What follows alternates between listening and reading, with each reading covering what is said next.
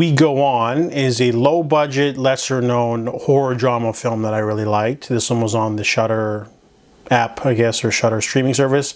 This one's about Miles. He is a man who recently gets a inheritance from his aunt, $60,000, and he decides to spend it all to make an ad in order to find people who have contact with ghosts. He wants proof of ghosts or the afterlife.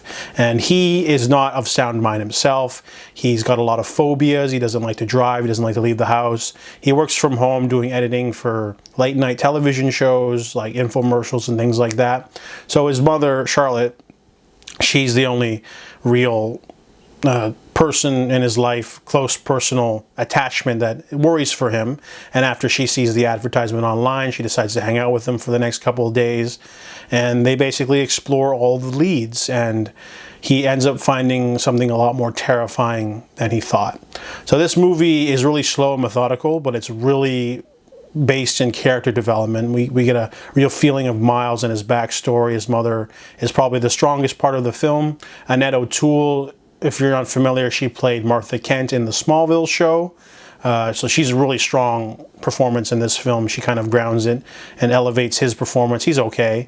But we're focusing mainly on the different leads. There's three leads that they investigate, and each of them are apparently can give him a supernatural experience. But then finally, some of them become a little bit more too real. And the film definitely takes a turn emotionally. It becomes a different kind of movie in the second half. More creepy, different kind of storyline.